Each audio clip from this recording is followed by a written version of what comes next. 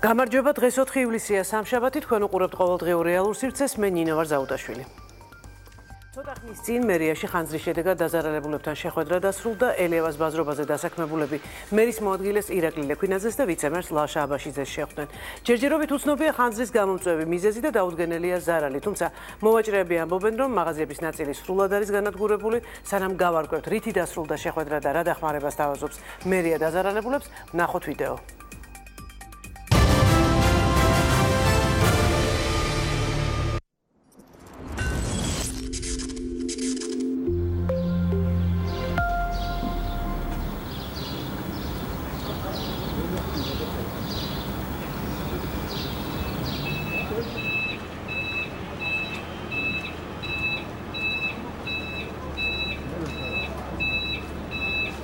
სამაშველო სამსახურის უფროსის მოადგილემ ეგეთი რაღაცა თქვა, რომ ისაო, რა ქვია, სახანძრო ნორმები არ იყო დაცულიო და გაფრთხილება და ის რაღაცა ისაო. თუ გაფრთხილება დაუწერეს, მაშინ უნდა დაელოქოთ, ხო? ელემენტარულად სადღაც 1-3 მაღაზია დამწვარი და უშუალოდ დანარჩენი მაღაზიები კიდე პარალიზებულია.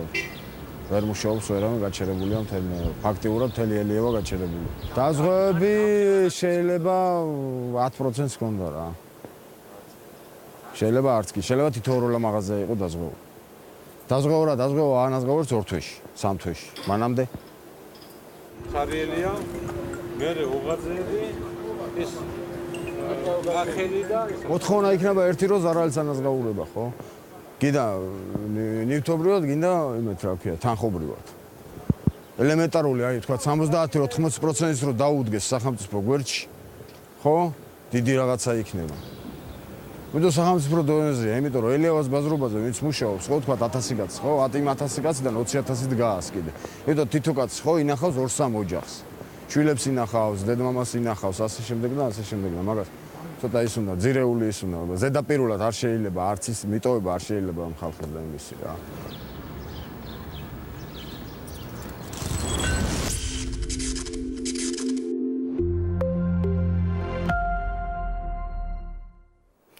დღეს ჩვენთან სტუდიაშია ბატონი ირაკლი ლექვინაძე, ძალიან დიდი მადლობა ბატონო ირაკლი მობრძანებისთვის. მე მესმის თქვენ ახლა განსაკუთრებულ რეჟიმში მუშაობთ, თუმცა რა თქმა უნდა საზოგადოებას ძალიან აინტერესებს თუ რა შეხვედრა იყო დღეს, რა შეხვედრა შედგა, რაზე იყო საუბარი, რა სიტყვობდნენ დაზარალებულები და რა სტრატეგია აქვს მერიას ამ პრობლემის მოსაგვარებლად. გასაგებია რომ ჯერ არ არის დადგენილი მიზეზები, გასაგებია რომ ჯერ არ ზარალი ალბათ დათვლილი, მაგრამ აი კონკრეტული სტრატეგია რა გაქვთ შემუშავებული ამ დროისთვის.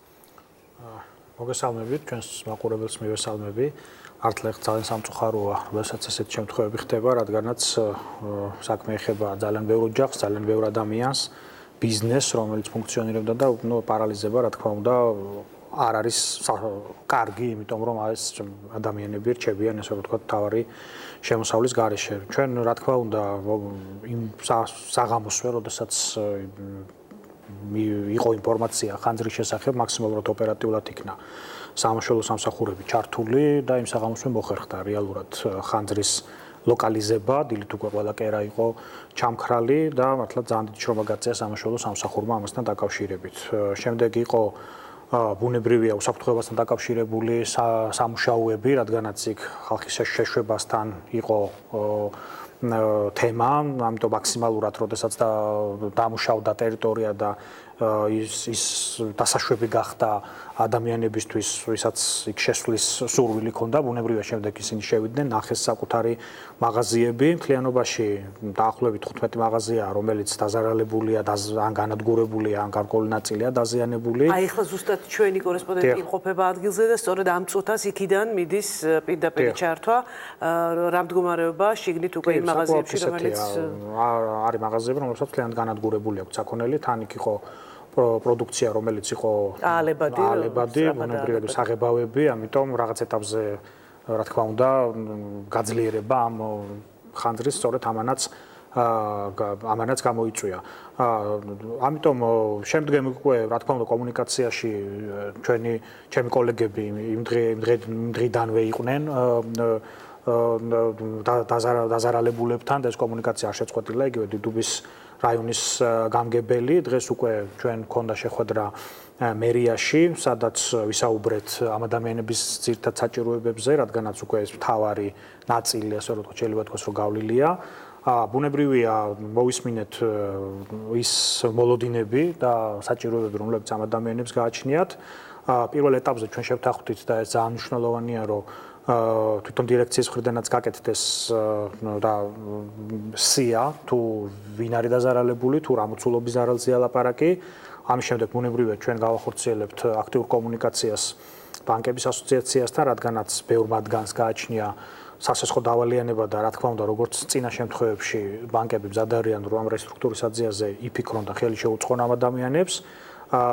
მეორე საკითხი ეს არის და განაცხადა ამ შესახებ უკვე შემოსავლების სამსახურმა, რომ და განადგურებულ სასაქონლო მარაგებზე საგადასახადო დავალიანებების წარმოშვება არ მოხდება, რაც ასევე მნიშვნელოვანი შეღავათია და ამ კომუნიკაციაში ჩვენ ვიქნებით რეალურად ჩართული. მას შემდეგ რაც მივიღებთ საბოლოოდ სიებს და სურათს დავინახავთ თუ როგორია იქ სურათი, ამის შემდგომ ვიფიქრებთ ასევე თანადგომის სხვა ნაბიჯებზე.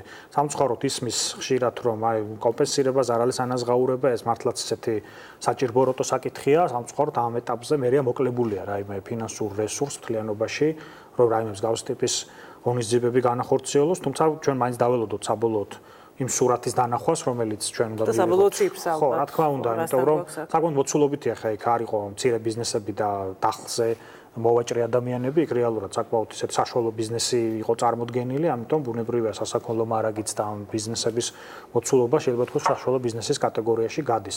რაღაც ნაწილი იყო დაზღვეული და დაზღვევამ განაცხადა, რომ ის მაქსიმალურად მზად არის, რომ დროში სწრაფად განახორციელოს ამ ზარალის ანაზღაურება და ეს პრეცედენტი კარგია, თუმცა მისი წილი დიდი არ არის კიდევ ერთხელ, რომ ვთქვათ, სამწუხაროდ. ასე ძალიან მნიშვნელოვანია ჩვენ გვექნება აუცილებლად შეხვედრა თვითონ ბაზრობების მეპატრონეებთან და მნიშვნელოვანია, რომ აი მათი მხრიდანაც იყოს პოზიცია გამოთქმული, იმიტომ რომ ზოგადად, როდესაც აი ესეთი ტიპის ობიექტზე ხდება ასეთი ტიპის შემთხვევები, პასუხისმგებლობა რა თქმა უნდა არის ბაზრობების ადმინისტრაციაზეც და კონკრეტულად ამ შემთხვევაში ელიავას ადმინისტრაციაზეც, რადგანაც მნიშვნელოვანია, რომ მათ უხდიან ყველა ეგ დასაქმებული მეწარმე საიჯარო გადასახადს იმისთვის, რომ უსაფრთხოების და კომფორტის მინიმალური პირობები იყოს. ნუ კომფორტზე შეიძლება ელიავაზე ამ ეტაპზე ვერ ვისაუბროთ, მაგრამ უსაფრთხოების მინიმალური თემა იქ აუცილებელია, რომ ყოფილიყო გათვალისწინებული. ამიტომ ბუნებრივია ამ კომუნიკაციაში ჩვენ ვართ, გავაგრძელებთ, საკმაოდ საქმიანი შეხვედრა გქონდა. გვესმის ამ ადამიანების გასაჭირით და მაქსიმალურად მზად ვართ, რომ აი ჩვენი შესაძლებლობების ფარგლებში ვერდით დავუდგეთ. თუმცა ბატონო ირაკლი, სანამ ჩვენ ხა ზვიად პასიკაშვილს ჩავრთავთ ერთ-ერთ დაზარალებულს, აუცილებლად მინდა კითხოთ ეს კითხვა პირველივე მომენტიდან გამიჩნდა, იმიტომ რომ ეს უკვე მეოცე შემთხვევაა თუ არ ვცდები ბოლო პერიოდში, როცა ასეთი ძალიან ცუდი და სახიფათო რამ ხდება ჩვენს დედაქალაქში. მაინტერესებს, გასაგებია რომ სახელმწიფო კერძო ბიზნესში ვერ ჩაერევა და თქვათ ბიზნესი ახსენეთ თქვენს, მაგრამ ხომ შეიძლება რეგულაციები დააწესოს და მოთხოვოს სავალდებულო დაზღვევა ყველა ობიექტს, რომელიც არის განთავსებული, მით უმეტეს დედაქალაქის შუაგულში, სადაც შეიძლება ასევე დაზარალდნენ მოქალაქეები. აი ეს თუ დადგება საკითხია. სამწუხაროდ გეტყვით გალტონინო, რომ გახშირებული ხო ბოლო 3 წელიწადში თუ ნახავთ სტატისტიკა, საკმაოდ ხშირია, განსაკუთრებით აი ესეთ ტიპის ობიექტებზე. ასეთ შემთხვევები თუ არის შესწავლილი ამის მიზეზი, ხო თუ უსაფრთხოების და არის ხშირ სხვადასხვა მიზეზებია, ხშირ შემთხვევაში, ხა მაინც საბოლოოდ გამოძიების სათქმელია, რასთან გვაქვს საქმე, როდესაც ესეთი შემთხვევები ხდება. მე გეტყვით, რომ პარლამენტში ინიცირებულია ცვლილება სამოქალაქო უსაფრთხოების შესახებ კანონში, რომელიც გულისხმობს სწორედ სავალდებულო დაზღვევის შემოღებას მსგავსი ტიპის ობიექტებზე და ეს ძალიან კარგია და აუცილებელია, იმიტომ რომ მე არ იყოს აი ესეთი ტიპის პრობლემები ეს ერთი. მეორე თვითონ რეგლამენტი რაც არის უსაფრთხოების, სახანძრო უსაფრთხოებას გულისხმობ, სამწუხაროდ 2004-დან 2016 წლამდე ჩვენ გვაქვს აბსოლუტური სიცარიელი ამ სფეროში, როდესაც არც ერთი უწყება არ არის, არც მაკონტროლებელი, არც შემოწმებელი თუ ასე შემდეგ, შეიძლება მანამდე არსებობდა და ის არ იყო ეფექტური, ამაზე შეგვიძლია საუბარი და ნუ იყო მოტივები თავის დროზე მისი გარდაქმნის, მაგრამ ამ 12 წლიანმა სრულიად ასე რომ ვთქვათ ვაკუუმმა შექმნა ის, რომ ეს პრობლემები დაგროვდა და სამწუხაროდ ეხლა ხშირად იჩენს თავს. 2016-დან ხდება უკვე გამკაცრება ამ რეგლამენტის ჩვენი კომპეტენცია მერიის ამ ნაწილში არის შემდეგი, ანუ ამ ნაწილზე ზირთადად სახანძრო და სამაშველო სამსახური არის მის მონიტორინგზე პასუხისმგებელი და ბუნებრივია მათ მასშტაბური სამუშაოებით განხორციელებული, შემოწმებული აქვს მიწერილობები აქვს ბევრ ობიექტზე და ასე შემდეგ. მერიის კომპეტენცია არის იქ, როდესაც დღეს ჩვენ ექსპლუატაციაში ვიღებთ გარკვეულ შენობებს, ობიექტებს თუ ასე შემდეგ, თუ არ არსებობს შესაბამის კომპეტენტური ორგანოს დასკვნა და შესაბამისობა იმ სტანდარტთან და რეგლამენტთან, რასაც ითხოვს სახანძრო უსაფრთხოება, ბუნებრივია მისი ამ თანხმობის მიცემა არ ხდება. და ჩვენი კომპეტენცია სწორედ აქ არის. ანუ ექსპლუატაციაში საკმაოდ კარგი სტანდარტია დღეს, როგორ რამდენადაც ჩემთვის ცნობილია ამ სფეროში, რომელიც საკმაოდ კარგად განსაზღვრავს თუ რა უნდა იყოს და როგორ უნდა იყოს. ამიტომ, არის რა თქმა უნდა ეს პრობლემატიკა, თუმცა არის ასევე ინიციატივები და მოქმედებები, რომელიც რეალურად ამას პასუხობს.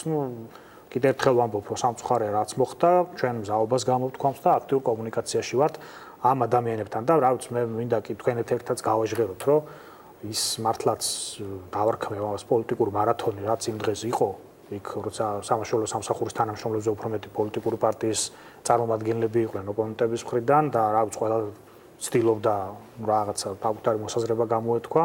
გამოვიყენებთ აი ესეთ შემთხვევებს, ასეთი მოქმედებებისთვის, იმიტომ რომ დარწმუნებული ვარ, ეს არ მუშაობს. ქულების დასაწერად პირიქით, მე მგონი არ აღიქმება პოზიტიურად თბილისელების თვალში და ამ დროს მე მგონი უნდა მივცეთ შესაბამის სამსახურებს საშუალება მუშაობის, რომ დროულად და ეფექტურად იქნას გადაჭრილი საკითხები. ბატონო ირაკლი, მე ახლა ჩავთავ სწორედ ერთ-ერთ დაზარალებულს ბატონ ზვიად პასიკაშვილს.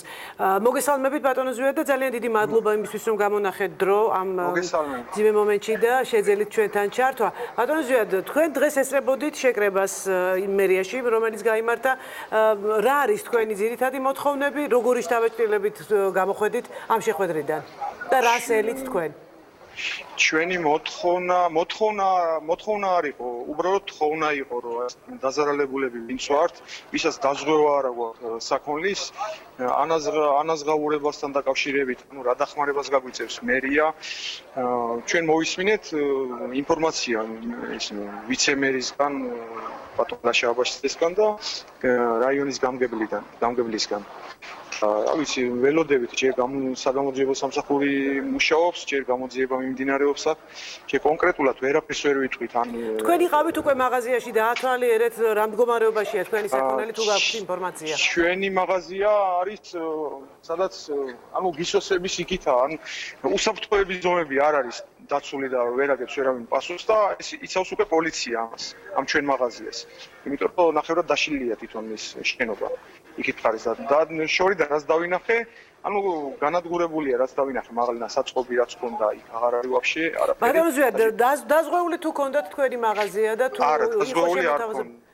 არც ყოფილა არასოდეს შემოთავაზებული თქვა ობიექტის პატრონისგან რომ დაგეზმოთ. დაზღვეული დაახლოებით 1 წლის უკან ქონდა დაზღვეული და მის მერე სხვა მაღაზია, შევცვალეთ მაღაზია და იმის მერე აღარ ქონია დაზღვეული. აი რატომ შეწყვიტეთ ეს დაზღვევა? რატომ ჩათვალეთ რომ აღარ იყო საჭირო? ეხლა როგორ არის, შენობა თვითონ ახალი აშენებული შენობა იყო, დაცვა იცავს, ღამე თვითონ აქ რჩება დაცვის პოლიციის თანამშრომელი, ჩვეულებრივ ყველანაირად დაცული იყო და ჩავთვალეთ რომ აღარ იყო საჭირო დაზღვევა. ეხლა ვინ წარმოიდგენდა რომ ცეცხლი გაჩნდებოდა და განადგურდებოდა ხო ეს ობიექტი, არ ვიცი. არ გაგვგზელებია. მფლობელებს თუ შეხვდით უკვე ობიექტის მფლობელებს და ვთქვათ, მათი წილი პასუხისმგებლობა თუ არის თქვენთვის ცნობილი, იღებენ თუ არა, ვთქვათ, მათ პასუხისმგებლობას თავისთავად. ჯერ კონკრეტული ლაპარაკი არ ქონია ჯერ ველოდებით გამოძიების დასრულებას. დაიდოს დასკვნა, რისი ბრალი იყო, რისგან გაჩნდა ხანძარი, საიდან წარმოიშვა და მაგის მერე ახლა არ ვიცი რა დახმარებები გვექნება. თქვენ თუ გაქვთ წარმოდგენა დაახლოებით თუ არ ყოფილხართ ალბათ მაღაზიაში არ იცით, მაგრამ დაახლოებით რა რაოდენობის ზარალზე შეიძლება იყოს ლაპარაკი კონკრეტულად თქვენ შემთხვევაში? დაახლოებით შორიდან რაც ხედავ და რაც ჩემი ვარაუდით რაც არის ეს დაახლოებით 50-დან 60,000 ლარამდე არის ეს. ჩემი ზეპირად დაახლოებით ისე გამოთვლა რა. საბანკო ვალდებულებები გაქვთ ბატონო ზვიად? კი, საბანკო ვალდებულებები გვაქვს, ანუ კრედიტებიც გვაქვს აღებული, ის გამოც ანუ საქონელი შემოქონდა უცხოეთიდან, იქ ჩინეთიდან, იქ დუბაიდან, ტაივანიდან და უკრედიტის გარეშე, რა ვიცი, მე მგონი ვერავინ ვერაფერს ვერ გააკეთებდა. სიტუაცია ესეთია, კრედიტი ქონდა კი გამოტანილი. ძალიან დიდი მადლობა ბატონო ზურა, ჩვენ მივადევნებთ თვალყურს როგორ განვითარდება მოვლენები, თუმცა ჯერჯერობით ალბათ გამოძიება იმუშავებს და დაადგენს გამომწვევ მიზეზებს.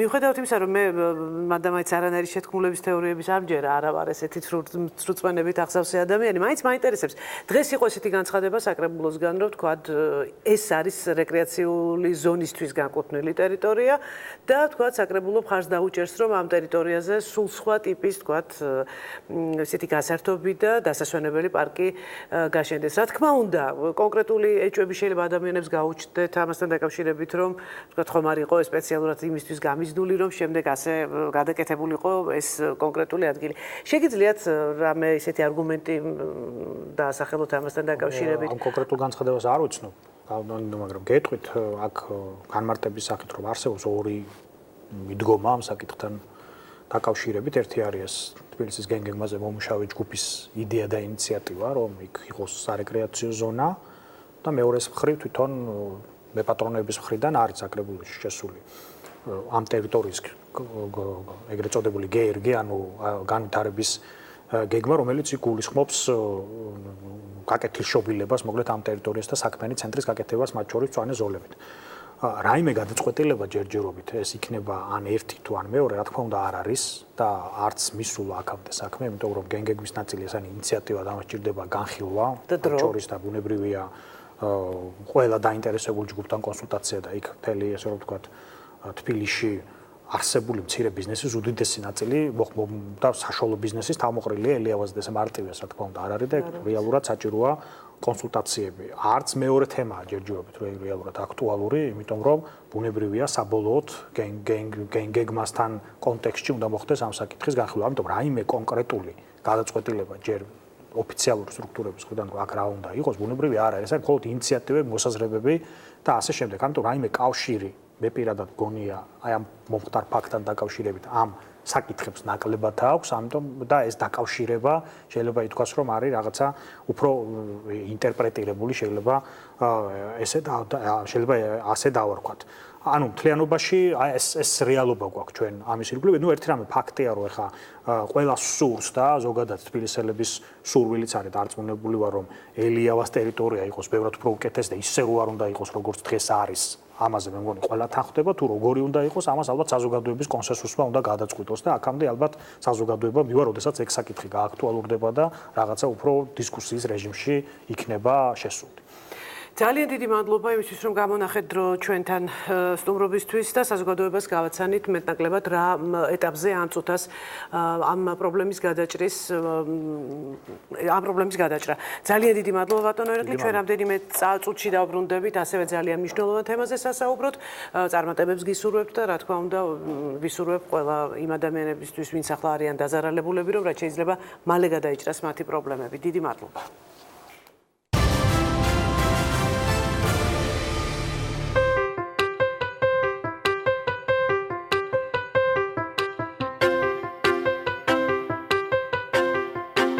მიჯნურსა თვალად სიტურფე მართებს მართვითა მზეობა, სიბრძნე, სიუხვე, სიმდიდრე, სიყმე და მოცალეობა. ენაგონება დათმობა, ძლეთა მებრძოლთა მძლეობა, ვისცა ეს სრულად არასჭირს, აგრია მიჯნურთ სნეობა. თუ საწუთრო მან დამამხოს, ყოველთა დამამხობელმან, ღარიბი მოუკვდე ღარიბად, ვერ დამიტიროს მშობელმან, ვეღარ შემსუდრონ დაზრდილთა და ვერცა მისამდობელმან, უ შემიწყალოს თქვენვანმე, გულმან მოწყალე მობელმან.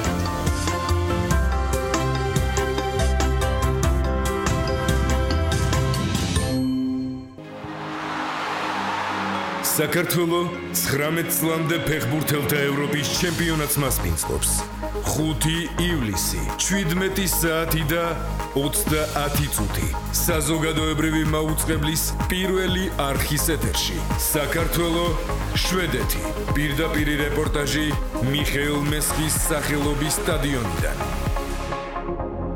19 წლამდე ფეხბურთელთა ევროპის ჩემპიონატი. საზოგადოებებზე.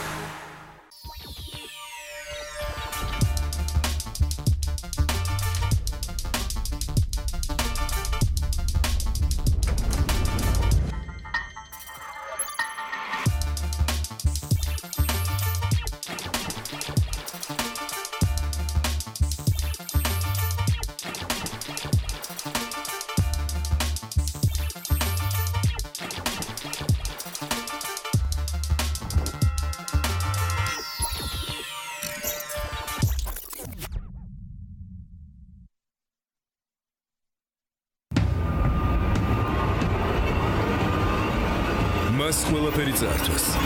არა, ჩემია ურსულა, ჩემი შვილია. ქურდი დავიჭირე. სიყვარული, შვილი, სიცოცხლე. მეც აღარ მოიბარავ. აკაურობას თუ არ მოშორდები მოკლავე. მაგრამ ის თავიდან იწყებს ცხოვრებას. უკვე მკვდარი ვარ. იმისთვის რომ დაიბრუნოს ის, რაც მას ეკუთვნის. საკუთარ სულს ვიცავ იმ ქვეყნად არ გაგიშვებ. სიყვარული რომ გეწევა, ხელი არ უნახკრა. ყოველ დღე 19 საათზე ჩიტივით გაგვიფრინდება და ვეღარ დავიჭერთ. ესპანური სერიალი ცხოვრებაში არ შეხვედრივ არ ქალს, რომელთან ურთიერთობაც ასეთი ძნელი იქნებოდა. შენ თავი ვინ გონია? ძველი ხიდის საიდუმლო. საზოგადოებრივზე.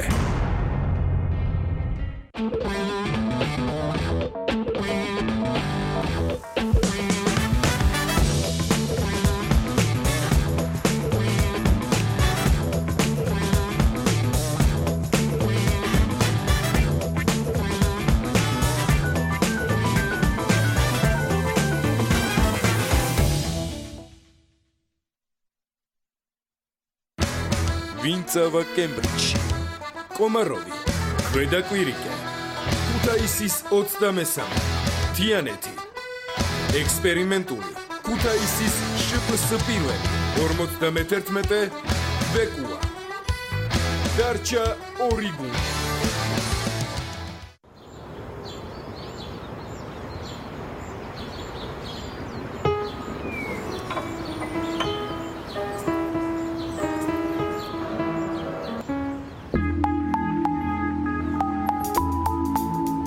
ცხოვრებაში სულ სიახლეს ვეძებ. მინდა გავაკეთო ისეთი პროექტი, რომელიც ძველ და ახალ თაობას გაერთიანებს. პროექტი, სადაც შეიკრიბებიან საინტერესო ადამიანები. ეს იქნება ცოცხალი მუსიკა. შეიქმნება საინტერესო და გემოვნებიანი მუსიკა.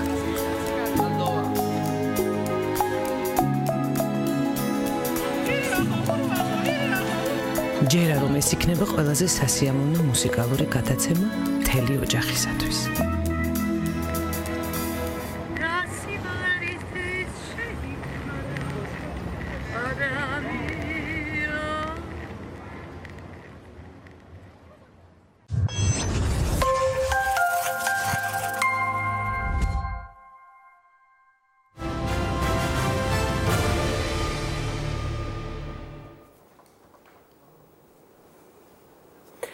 ბრუნდებით რეალურ სივრცეში, სადგურ სამტრედია 2-ზე უკვე წლებია ზაფხულის ბოლო 2 თვის განმავლობაში რკინიგზის თანამშრომლები ჯანმრთელობის პრობლემებს უჩივიან. ეს ჯერ კიდევ დაუდგენელი დაავადება, რომელსაც ახასიათებს დამწრობა, გამონაყარი ხელებზე, ყელისა და ზურგის არეში, თავის ტკივილი, ქავილი და სიმხურვალე.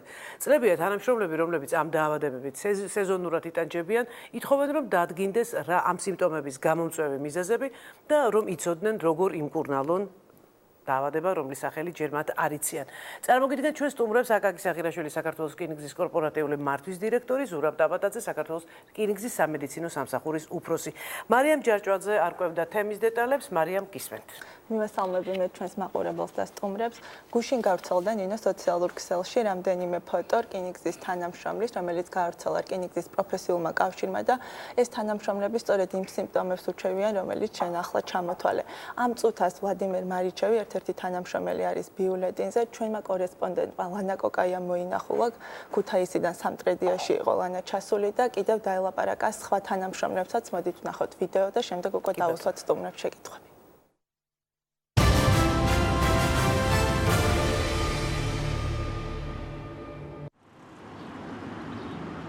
თავის 12 საათზე დამისვა თავის ტკივილმა, თავის ბუალმა და სახის წვა. ხო და ტელეგრამე მორიგეობის დროს მიწედა ციცხავს ვისხავდა სახეზე ვიგრილენდი სახეს. დილას ადმინისტრაციაში საქმე მქონდა გამაგზავნილი საბუთები იყო სატანი და იგენმას რომ დამინახე შეშფოთენ და მეთქე მიმართეო სამანტყობოსო და დააფიქსირე ეს დამწრობა არისო თუ არის ისევე დაიწყო მაგირო მაგას რა დავადგინე რომ საიდან ხდება მაგირო.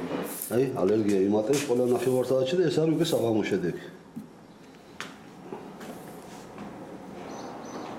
ეს უკვე მესამეჯერ დამემართა მე 3 წლის მანძილზე ყოველ წელიწად სამ და ამ დროს ასეთი დროს იწყება ეს უფრო მეტად აბრალებენ, რომ რადიაციული დამწრობა არისო მაგიო საერთო.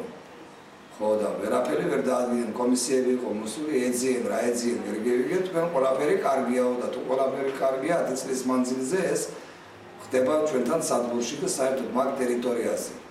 ეს პირველი შემთხვევა არ არის. მე ჯერჯერობით როგორც მე ვიცი, 5 ადამიანი არის, ასეთი და აგვისტომდე რამდენიმე ემატება არ ვიცი. მე ამ გოლები და მე დღის საათებში ვუშაობ, ეს პრობლემა ამბობს, ის ხალის საათებში.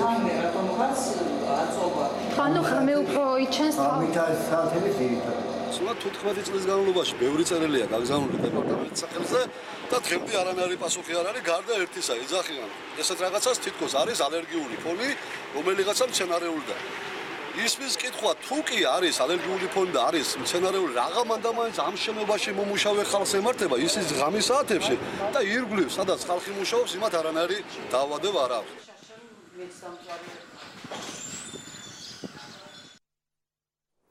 ჩვენ ვიდეოდანაც მოვისმინეთ, რომ ეს არ იყო წელს პირველი შემთხვევა და უკვე ბოლო წლებში ბევრი ადამიანი უჩივის ამ სიმპტომებს. ეს თემა კიდევ ერთხელ წამოჭრა ახალმა პროფესიულმა კავშირმა, ჩვენ ჩავწერეთ ინტერვიუ მის თავმჯდომარესთან, ბატონ ვიტალი გიორგაძესთან, მოვისმინოთ ინტერვიუ და შემდეგ დავბრუნდეთ სტუდიაში. ზაფხულის ეს პერიოდში, ივლისი-აგვისტოს პერიოდში, როცა ტემპერატურა ძალიან მაღალი არის, ამ შემთხვევაში ხდება იქ დასაქმებული ადამიანების ალერგიული კანის დაავადება, დამწრობა ესეთი თემა. მე პირადად მუშაობდი მაგ სადგურში 2008-2009 წლებში და პირადად ვკავდი ამ დაავადების მსხვერპლი. ეს ხდება ყოველ წელს. შესაბამისად, არის მხოლოდ 2 თვის განმავლობაში, ივლისი-აგვისტოს პერიოდში. მივმართეთ რკინიგზას 2015 წლის 2 ივლისს, აი 231 წელს პასუხად სადგურს სამტრედია მეორის ტერიტორიაზე, აი ამ დარღვევასთან დაკავშირებით სამემართეთ და გვწერს, რომ ჩვენ ჩავატარეთ თუ გამოკვლევაო და გამოვირიცხაო რაიმე რადიაციული ფონი, უბრალოდ რაღაცა ალერგიული დასახების და ალერგიული წარმოშობის დაავადებები, რომლებიც არ წარმოადგენს საშუალებას მოსახლეობის ფართე მასებისთვის. ჩვენს მიმართეთ ჯანდაცვის სამინისტროს, რომ ჩაატარა ინსპექტორებმა რკინიგზაში კვლევა, რა დარღვევები აღმოაჩინა ამ სამშრომის ინსპექციამ, რა დარღვევები აღმოაჩინა. გვინდა რომ ვიცოდეთ ჩვენ. სამინისტრო გვეუბნება წესდებიდან გამომდინარე, რომ ეს ინფორმაცია კონფიდენციალურია. ჩვენ არ ვიცით სადარღვევები იქნება იქ აღმოჩენილი რკინიგზაში, ჩვენ არ ვიცით რა რეაგირება გააკეთა რკინიგზამ ამ დარღვევების აღმოსაფრთხებლად. ეხლა უბრალოდ ძალიან მარტივად ჩვენ ჩავატარეთ, ჩვენ გავაკეთეთ, ჩვენ მივიღეთ ზომები და პრაქტიკაში ვხედავთ, რომ ადამიანები ინტენსიურად დაავადდებიან, ძალიან რთული მდგომარეობა, ჩვენ ხო არ ვიცით ეს დაავადება რას იწვევს. ძალიან თამამი განცხადებებია რა, მხარი რკინიგზის მხარიდან, რომ ეს არაფერი არ არის, დამწრობა არ არის, არაფერი არ არის, მაგრამ მორჩება კარგადაა გამოვა სამსახურში, ხო? ჩვენ არ ვიცით რეალურად რას გამოიწვევს ეს დაავადებები და საერთოდ რატო უნდა დაავადდებოდნენ დასაქმების ადგილზე ადამიანები. ჩვენ არ ვამბობთ, რომ ეს არის პროფესიული დაავადება, ჩვენ ვამბობთ, რომ იქ არის პრობლემა და უნდა გამოვიკვლიოთ, რისგან არის გამოწვეული ეს პრობლემა. თუ ამას ვერ ვიკვლევთ, თუ არ ყოფნის კომპეტენცია, თუ არ ყოფნის შესაძლებლობები, მაშინ უნდა მოხდეს ის, რომ ამ ადგილზე ადამიანები არ უნდა მუშაობდნენ და უნდა გადავიდეს სადგურს. რაღაცა უნდა მოხერხდეს და არ შეიძლება ადამიანები ყოველწლიურად ავადდებოდნენ ამ სიმპტომით და ამას ჩვენ ყველამ შევეგუოთ და არაფერი რეაგირება არ გავაკეთოთ და თვალით დავუყუროთ ამაზე. ეს არის ჩვენი ძალიან პრინციპული მოთხოვნა და მომავალშიც გავაგზავნებთ ამ პრინციპული მოთხოვნის უფრო პრინციპული ნაბიჯებით დაცვას. ბატონო ზურა, ჩვენ მოგვიანებით შემოგთავაზებთ ჯანდაცვის სამინისტროს წარმომადგენელთან ინტერვიუს. მანამდე პრინციპში რამდენიმე შეკითხვა დაისვა ახლა ინტერვიუში და ჩვენც გავაგრძელებთ ამ პათოს. თქვენ ამბობთ, რომ რამდენიმე უწყებასთან ერთად შეისწავლეთ ეს კონკრეტული შემთხვევები.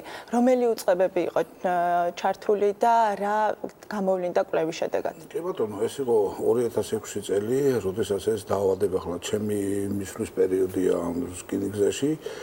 და როდესაც აღმოჩნდა ეს შემთხვევები, მაშინ ჩვენ ფუნდამენტალური კვლევა ჩავატარეთ, მივმართეთ ჯანდაცვის სამინისტროს მის ერთ-ერთ სტრუქტურას საზოგადოებრივი ჯანდაცვის ცენტრს, მივმართეთ გარემოსდაცვის სამინისტროს და ამ უწყებებთან ერთად მოხდა იმ ტერიტორიის შესწავლა, ავადმყოფების შესწავლა, ყველა იმ ისტორიის ნახვა, ფოტოსურათები, რაც ნახეთ თქვენ, ამაზე გაცილებით მეტი ფოტოსურათები არსებობს და ფაქტიურად სერიოზული კვლევა ჩატარდა. და იმ კვლევის შედეგები ბატონ აკაკის უკავია, იქ არის მოხსენებული ჩამონათვალი ზუსტად რა კვლევებია ჩატარებული. ადრე ეს გამონაყარი ბრალდებოდა რატომღაც იქ მაგთის ანძად ადგესოდა იმას და ფაქტიურად ისიც გამოვიკულიეთ ის რადიაციული ფონი, რასაც ბატონი ლაპარაკობდა ტელევიზორში, ეს ფონიც გამოკვლეულია შესაბამისი სტრუქტურების მიერ მაშინ და დასკვნაც არსებობს. ანუ საიდან ლაპარაკობენ იმას, ანუ თვითონ ლაპარაკობს, რომ ეს არის ალერგიული ფონიო, კი ბატონო, ალბათ ეს დასკვნა ჩვენგან მიწოდებული არის და ზუსტად ჯანდაცვის სამინისტროს დასკვნაში არის მოხსენებული, რომ ეს არის ალერგიული ფონი, ამის შემდეგ ჩაყვანილი იქნა მთელი ალერგოლოგიის ინსტიტუტი რაც კი არის საქართველოში მოწინავე, მოგეხსენებათ, რომ მათი ოფისი მდებარეობს დიუბის მასივში და წაყვანილი იყვნენ. და რა თქოს ეს არის საინტერესო, რას ამბობთ? ანუ გამოიკვლეს ყველა ის პიროვნება, ვინც მაშინ დაავადებული იქნა, ის პიროვნება გამოკვლეული იყვნენ ყველანაირად, ყველა ალერგენზე და მათ დაადგინეს, რომ ალერგია მიმდინარეობს ივლისის და აგვისტოს, აი ცხელ პერიოდში. კონკრეტულად რაღაც მცენარეები, რომლებიც მაგ დროს იწყებენ ყვავილობას, აი მათზე იყო, მათზე დაწერეს დასკვნა, რომ არის ალერგია. რასაკვირველია ეს? ასეთ შემთხვევაში ხომ არ არის საჭირო უკაცრავად ვაბადეთ თუ გაგაწყვეტინეთ, ხომ არ არის თქვა საჭირო პრევენციულად ამ პერიოდის წინა პერიოდში ეს თემაც მუსირებს ყოველთვის, ამაზე წლები იყო ლაპარაკი, რომ ერთადერთი სამტრედიაში ჩვენ ყავს 3 პროვაიდერი დაწესებულება, ანუ ჩვენი პაციენტები ჩვენი თანამშრომლები დაზღვეულები არიან და ნებისმიერ დროს შეუძლიათ მივიდნენ აღნიშნული პრევენციული კვლევაც არ არის საჭირო, პრინციპში ელემენტარულად საჭირო არის მხოლოდ და მხოლოდ ექიმთან მისვლა და გარკვეული, იმიტომ რომ ყველას ეს მედიკამენტოზური მკურნალობა არ ჭირდება, რაც საკვირველია, ყველა ორგანიზმი არის ინდივიდუალური და ელემენტარულად აი ის კომპლექსური მეთოდები, რაც ინდივიდუალურად უნდა განისაზღვროს ადამიანებზე ყველა სამივე სამედიცინო დაწესებულებასთან. დიახ, ეს გასაგებია, რომ მკურნალობის საშუალება აქტუბრალად აქ საინტერესოა, რა მიზეზით ემართებათ და თან ყოველწლიურად ერთ პერიოდში კონკრეტულად ივლისზე და აგვისტოში. ერთ დავამატებ, დანაცეს ახლა ბატონი რა გეტყვის, რომ დასკვნაში პირდაპირ წერია და წერანას გითხარით, რომ სამედიცინო დაწესებულებები ყოველ ზაფხულის აი ცხელ პერიოდში ღებულობენ ამ პაციენტებს და თვითონ მათი ხელმძღვანელობას, მათ ექიმებს თუ დაელაპარაკები, დაგიდასტურებენ, რომ ეს არ არის რკინიგზელების დაავადება კონკრეტულად, ეს არის ზოგადად იმ ტერიტორიაზე მცხოვრები ხალხის, იმ რაიონის და სხვა რაიონების, მიმდინარე რაიონების, იმიტომ რომ ესეთი მომართვიანობა არსებობს, ამისი დასკვნები არსებობს, ამის ისტორიები არსებობს და ელემენტარულად ჩასვლა უნდა და ნახვა უნდა თუ ვინმე დაინტერესება. ანუ ეს არ არის რკინიგზის პრობლემა, მე ვიცი თქმამი და პრობლემა შესასწავლია და ალბათ შესასწავლია, ალბათ მისაღებია რაღაცა ზომები, მაგრამ ცოტა სხვა დონეზე და სხვა იმით. ეგრეთ წოდებული საზოგადოებრივი ჯანდაცვის ცენტრისთან ერთად. საზოგადოებრივი ჯანდაცვის კი, რასაკვირველია წაგიკითხავთ. კვლევებმა ძალიან საინტერესო არის. სწორედ აი ამის ხაზგასმა გვინდოდა ჩვენც რომ თითქოს ეს არის დასაქმებულის ტერიტორიაზე არსებული რაღაცა მოვლენა, ესე არ არის. ჩატარდა ესეთი კვლევა, კომპლექსური კვლევა ჩატარდა. ჯერ კიდევ 2006 წელს ჩატარდა ეს კვლევა და რა შეისწავლა, ესე იგი, ჰაერის ქიმიური ანალიზი კვლევა ჩატარდა, ჰაერის ანალიზი ბაქტერიოლოგიურ ფლორაზე, რადიაციული ფონით შემოწმდა, ელექტრომაგნიტური კვლევა ჩატარდა. შემდეგ ესე იგი თვითონ ესე იგი პაციენტების გამოკითხვა ჩატარდა და მათი დათვალიერება. და რა დაადგინა ხა ამ კვლევამ, რომ ჰაერის ქიმიური ანალიზის შესაძლო კონცენტრაცია დარღვევა, ესე იგი არ ფიქსირდება დარღვევა, ანალიზი ბაქტერიოლოგიურ ფლორაზე აქაც არა გვაქვს დარღვევა. კონკრეტულად იმ ტერიტორიაზე სადაც სამუშაო გარემოში. აი ნახეთ, ყველაზე მნიშვნელოვანი რადიაციული ფონიც არ არის, იქ ანტენის ბრალიც არ არის, როგორც იკვეთება და ყველაზე მთავარი რაც არის, რომ არა მარტო რკინიგზის ტერიტორიაზე, პირდაპირ ციტირებ დასკვნას, არამედ სამტრედიის რაიონის სხვადასხვა სოფლებში და სხვადასხვა რაიონებშიც კი ესე იგი წლის ერთსა და იმავე პერიოდში. და საბოლოოდ დასკვნა გამოდის, რომ საბოლოოდ დადგინდა გამოვლენილი ესე იგი დერმატიტების სხვადასხვა ხარისხის ანთებითი ეს კონექტივიტური ესე იგი ალერგიული ბუნება, ეს არის არაინფექციური ბუნების, ანუ გადამტები არ არის და სავარაუდოდ დაკავშირება რომელიმე მცენარის სეზონურ ყვავილობასთან. ანუ ეს ზოგადად რაიონში რაღაცა მცენარე ყვავის ამ პერიოდში, მანდამაინც ამ პერიოდში, ყოველ წელს და ხალხს ემართება, ანუ ამ საკითხის ისე ინტერპრეტაცია, რომ რკინიგზის დასაქმებულებს და რკინიგზის ტერიტორიაზე ეს ხდება, ეს არის უბრალოდ დეზინფორმაცია და ამაზე არსებობს კონკრეტული დასკვნა, კომპლექსური. თქვენ ასევე ამბობთ, რომ ეს არის ჩვეულებრივი ალერგიული დაავადება, რომელიც ემართება, რაც ვქვით, უკვე არა მხოლოდ იმ ადამიანებს, რომლებიც იქ მუშაობენ, არამედ ეს არის მთლიანად ქალაქის პრობლემა. ჩვენ ადგილობრივ მუნიციპალიტეტსაც ველაპარაკეთ და თქვათ მომართვიანობა კუთხით სხვა მოქალაქეების მხრიდან არის ამის შესახებ ინფორმაცია არ ქონდა. და რის საფუძველზე ამბობთ? ვინ ამბობს, რომ ქალაქში სხვა ადამიანებსაც, რომლებიც შესაძლოა სულაც არ მუშაობდნენ რკინიგზაში, მათაც აწუხებთ ეს სიმპტომები, თვალის შეშიება, შეშუპება. არ არის გამორიცხული, რომ თქვათ არ ქონდეს ქალაქის რაღაც სტრუქტურას, ეს უნდა ქონდეს ქალაქში არსებულ სტაციონარებს და ექიმებს, სხვას ვის შეიძლება ქონდეს. და თქვენ თუ გააკეთეთ აღრიცხვა, თქვენ თუ გაქვთ რასაკვირველია ეს აღრიცხვა არსებობს, ჩვენ ყოველ წელს ვაკეთებთ ამის აღრიცხვას, როგორც კი დაიწყება და მოგვდის ინფორმაცია სამტრედიის ავადმყოფობებიდან, იმ წუთშივე ვთავთ ამ მონიტორინგს და ფაქტიურად პულსზე გვიდევს ხედი, იმიტომ რომ ჩვენთვისაც სასიცოცხლო მნიშვნელობა აქვს, იმიტომ რომ მოგეხსენებათ არა ყველა საწარმოო პროცესა დაავადება ხელს უშლის, ხომ? იგივე ახლა ვიზეც იყო ლაპარაკი, ეს არის სადისპეჩერო, ანუ დისპეჩერიზაცია მიმდინარეობს იქიდან და ერთ-ერთი საპასუხისმგებლო პოსტი არის, აქედან გამომდინარე, იქ არის ცვლითი სამუშაო გრაფიკი და ახლა ცვლაში მომუშავე პირების დაავადება, მოგეხსენებათ, ერთადერთი გამოსავალი არის, რომ სხვა ადგილიდან მოხდეს მერე გადმონაცვლება. ამიტომ ფაქტიურად ვიცით ზუსტად როდის ვინ და როგორ ავადდება, რომ რაიმე არ მოხდეს და საწარმოო პროცესი არ ჩაიშალოს. ანუ ამ კლინიკებიდან, პროვაიდერი კლინიკებიდან გაქვთ ეს ინფორმაცია. აი როგორია სტატისტიკა, მაგალითად წელს როგორი სტატისტიკა იყო? წელს მაგალითად მე რომ მივმართე დაახლოებით დამიდასტურეს, რომ ერთი კაცი ყავს ბიულეტინზეო და ზუსტად აგერ ეს პიროვნება აღმოჩნდა და ერთი არის ქალაქის მოსახლეო რა. იქ სამტრედიაში ვინც არის ერთ-ერთი ექიმიც კი იყო დაავადებული ამით, ახლა სხვაზე აღარ ვიტყვი, ახლა ექიმის დაავადებას ახლა ექიმის. სამი თანამშრომლის ფოტო იყო გავრცელებული სოციალურ ქსელში. სამს ჰქონდა ეს. ეს ერთი და იგივე ხალხია ყოველთვის თუ თქვათ ზოგ ხან სხვას ემართება, ხან სხვას. იცით რა, როგორც წესი აწეული ალერგიული ფონი აქვს ხოლმე პიროვნებას რა.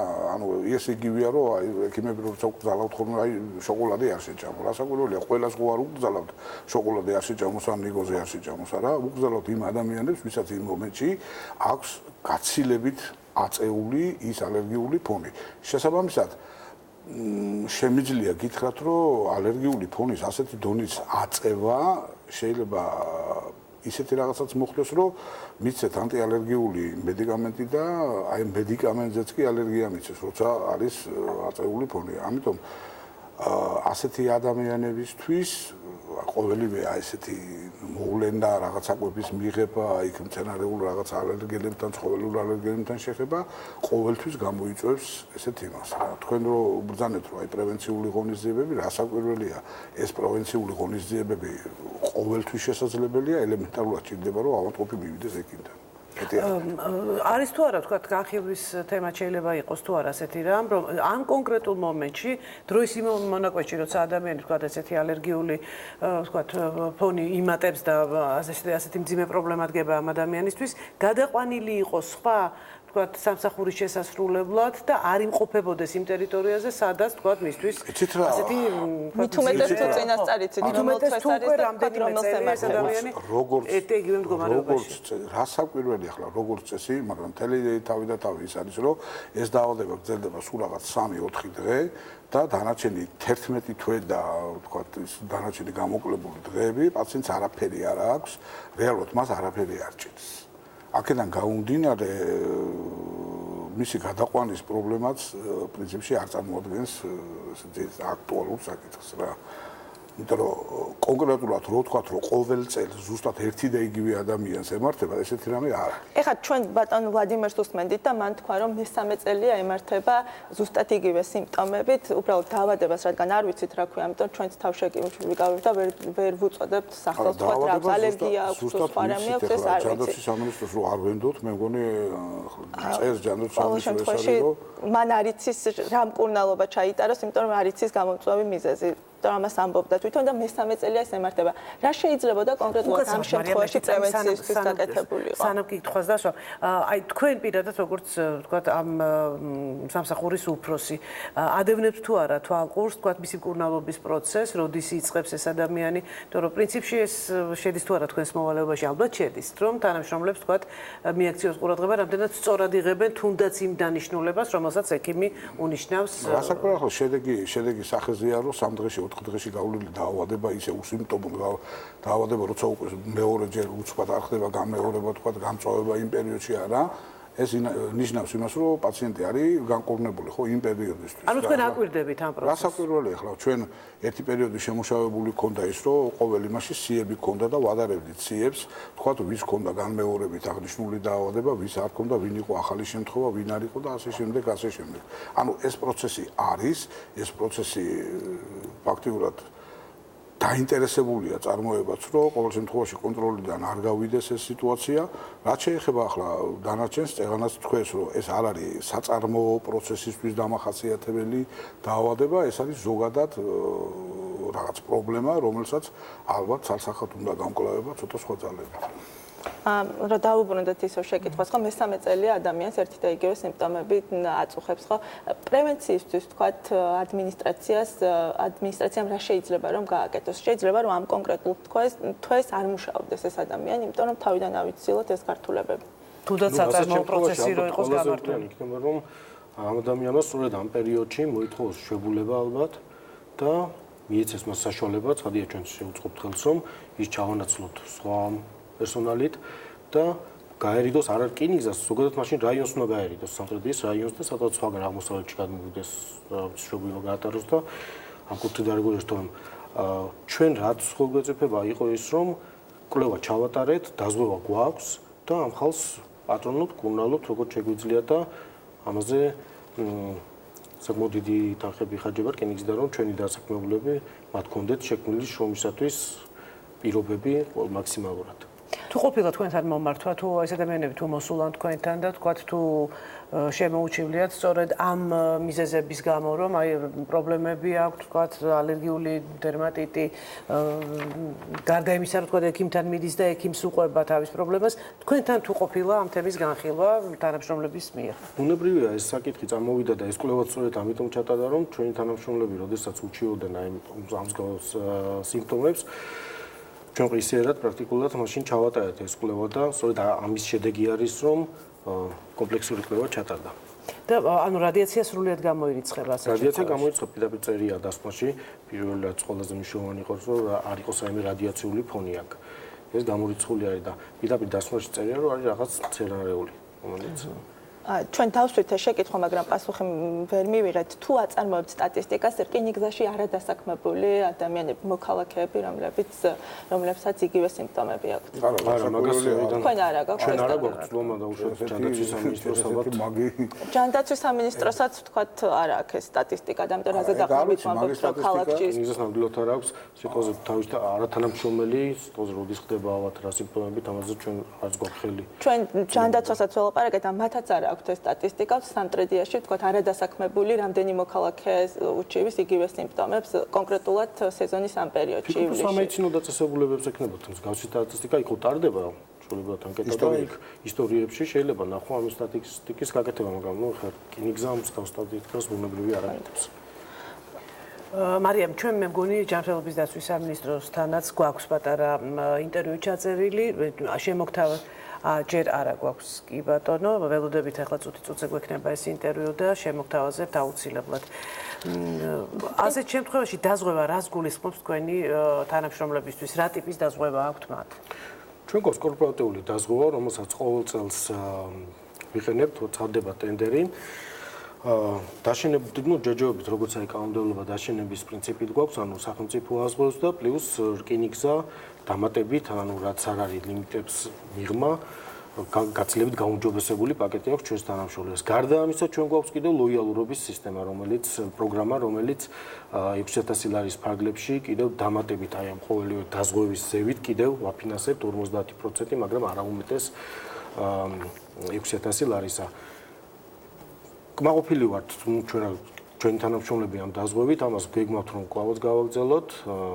სექტემბერში გასდის ვადა და ახლა ივლისში ვაპირებთ რომ გამოვაცხადოთ კვლავ ტენდერი, მაგრამ ნუ ველოდებით ამ საკანონმდებლო ცვლილებები იცით თქვენ იგეგმება და ადეკვატურად უნდა მოვარგოთ ჩვენ რომ არ გაუარესდეს ის პირობები, რომელიც დღეს აქვთ ჩვენს თანამშრომლებს.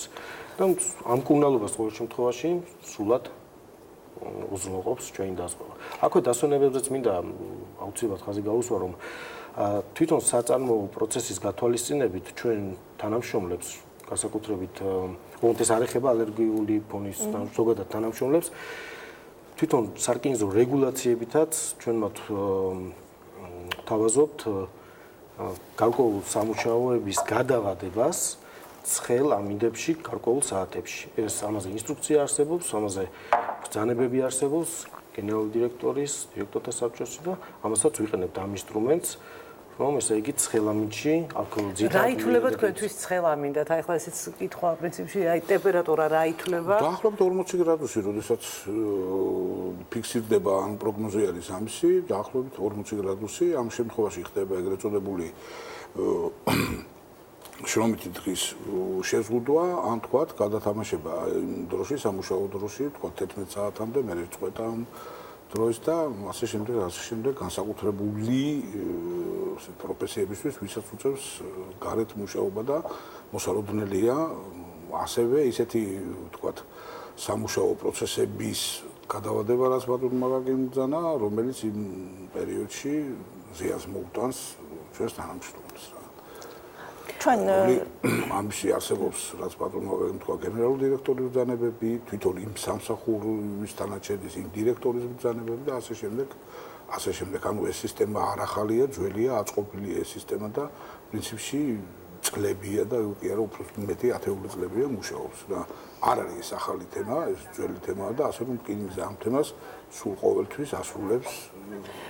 თუმცა მე მახსოვს რამდენიმე წლის წინ ჩვენ გვქონდა გადაცემა ამ თემაზე, სადაც სწორედ ის იყო ყველაზე დიდი პრობლემა, რომ მაგალითად მე ზოგიერთ მემანქანეს არ ქონდა ვთქვათ გაგრილების სისტემა კაბინაში. აი ეს პრობლემა თუ გადაიჭრა და დღეს როგორ არის ამ ხრივ საქმე? მით უმეტეს ახალ მძიმე ზაფხული. ნახევარი წლის წინ ვიყავით თქვენთან ეთერში და მაშინ იმ მომენტისთვის 7 ელმავალი იყო მხოლოდ აღჭურვილი კონდიცირების სისტემით. მე მაშინ თქვენს ეთერში განაცხადე, რომ ეს პროგრამა გაგრძელდება და აუცილებლად გაგრძელდება და დღეის მდგომარეობით მინდა მოგახსენოთ, რომ პროგრესი გახლავთ ის რომ 59 ელმავალი უკვე აღჭურვილია თანამედროვე კონდიცირების სისტემებით.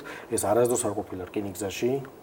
ეს ანუ ბოლო 2 წელი არას დავიწყეთ და გადანაწილებული 24 ელმავალი გახლავთ თბილისში, 11 ხაშურში, 14 სამტრედიაში და ჩვენს თანამშრომლებს სწორედ ეს ელმავლები მუშაობენ ხაზზე დღის საათებში. და მათ არა მხოლოდ კონდიცირების სისტემები, სხვა კომფორტიც არის შექმნილი, მაგალითად საჭმლის გაცხელებისთვის მაცივარი და ასე შემდეგ, რომ კომფორტულად იგრძნონ თავი ჩვენმა მემანქანეებმა. პრინციპში ჩვენ უკვე შეგვიძლია ვნახოთ ჯანდაცვის სამინისტროსთან, ჯანდაცვის სამინისტროს წარმომადგენელთან ინტერვიუ და შემდეგ დავბრუნდეთ.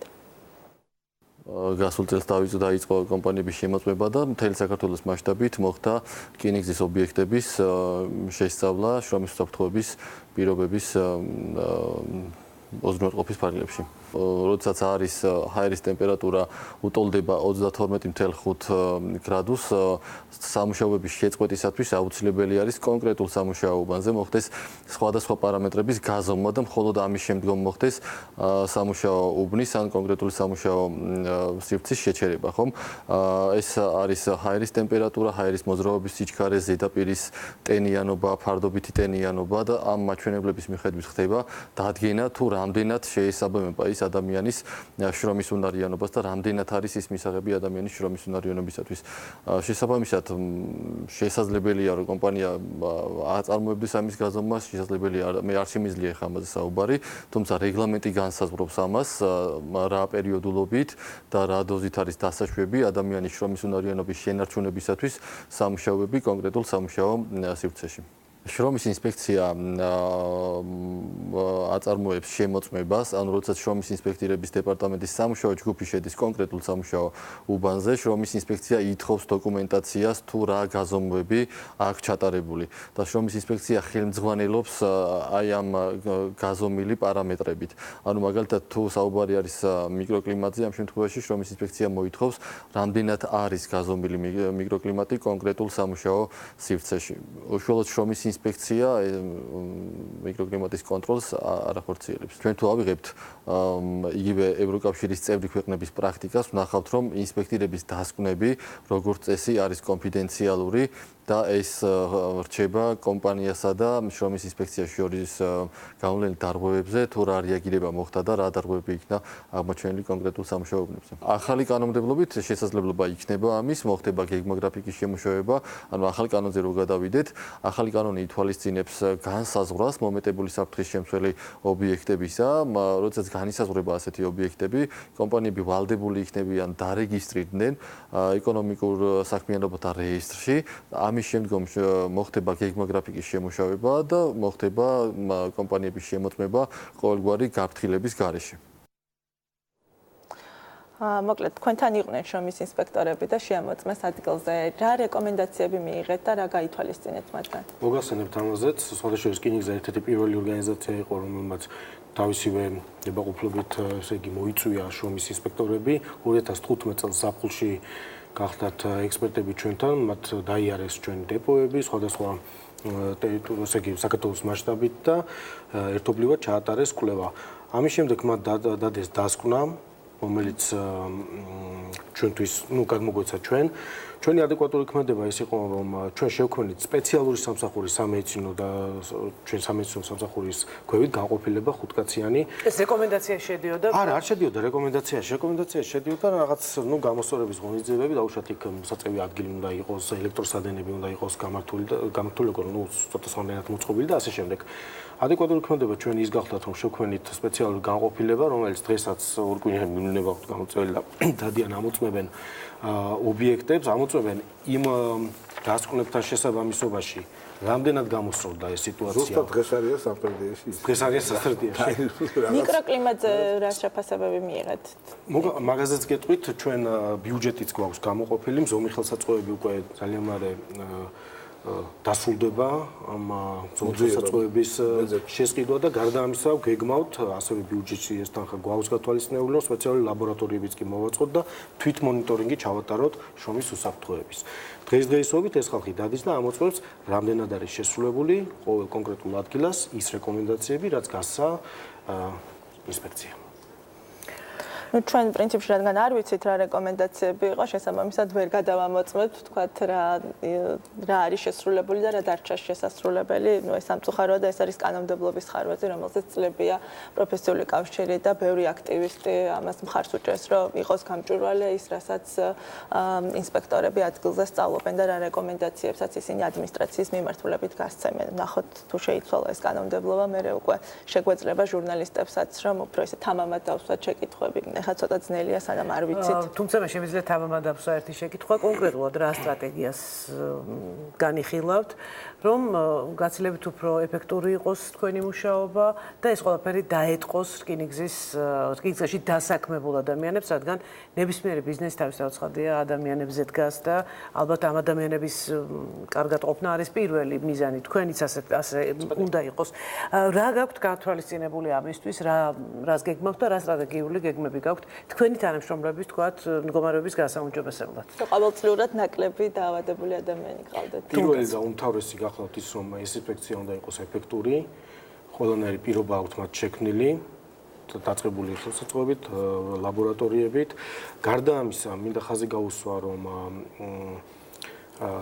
ჩვენ იდენტიფიცირებული გვაქვს ასევე ზოგადად გარემო პირობების გაუმჯობესების მიზნით შევიმუშავეთ 3-წლიანი გეგმა, იდენტიფიცირებული იქნა მავნე-ნარჩენები და მათი utilizatsiis გზები. ეს გეგმა შეთანხმებულია უკვე გარემოს დაცვის სამინისტროსთან და ახლობით 57 სახეობის მავნე-ნარჩენთან გვაქვს საქმე და 3 წელი გეგმის შეიძლება ეს იყოს ალერგიული თქვათ ფონის მიზეზი და არა თქვათ მცენარე კონკრეტული. არა, ეს არის იქ იმ კონკრეტულ შემთხვევაში ისიც შესწავლილი არის. ეს უბრალოდ არის utilizatsiya როგორ უნდა მოხდეს და ჩვენთვის ნამდვილად პრიორიტეტს წარმოადგენს თითოეული დასაქმებული, სწორედ მათზე დგას ჩვენი კომპანია. აქვე მინდა ხაზი გაუსვა, რომ ივლისის თვეში ჩვენ საკინზო კოლეჯის ფარგლებში და